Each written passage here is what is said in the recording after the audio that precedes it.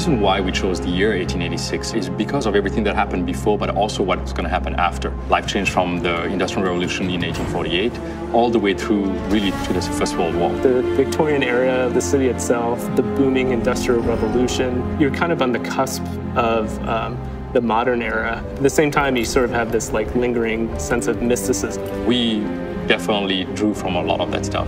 I remember being enamored with the whole idea of Camelot and the Knights of the Round Table, something that was not religious, but really, about humanity. If you look at the Arthurian legend, I mean, there's some of them that go back to pre-Roman, Celtic, and we wanted to get that kind of Celtic lineage back into the oldest part of the order. It's so rich with the lore, with those interaction and people, these noble knights basically protecting humanity. And it was like, well, if we could meld a story like that, if we build those people, if we build something that is slightly outside the bounds of reality, can we make it real enough? We want that kind of double take where it feels like the 1886 that was, but then kind of out of the corner of your eye, it's like, well, there's certain things where we deliberately kind of deviate from history just to have that balance between getting that first read of believability and sort of the second read of, wow, that's kind of cool and different. We tried to echo a lot of things that were true of the time. We didn't want to recreate history, we wanted to twist it. We just poured over kind of the history of the era,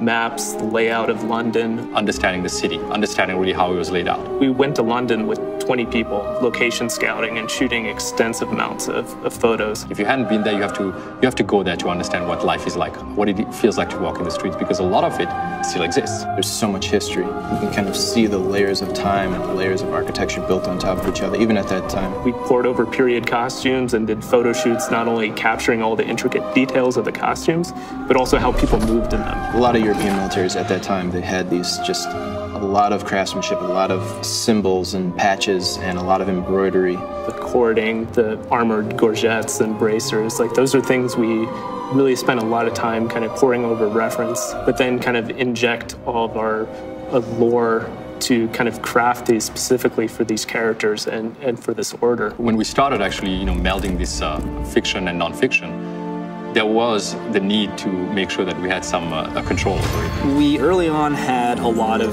elements that were kind of more fantastic. It was very tempting and very easy early on to go like, if we're gonna do alternate history, let's alter the world a lot. The risk of approaching a game like this and bringing that balance between fiction and nonfiction, once you've basically broken that suspension of disbelief, there is no buying it back from the player. It kind of undermined the reality and the believability of the situations and the characters, and then it was kind of like all bets are off. We didn't want everything to be kind of pushed into alternate history. So more often than not, modes of transportation is the same, like horse-drawn carriages. But then there's technologies like airships that it did exist in that era, but we kind of pushed them ahead in the time frame. We brought in things that were potentially 2-3 decades ahead of its time, brought them back into the 1886 era.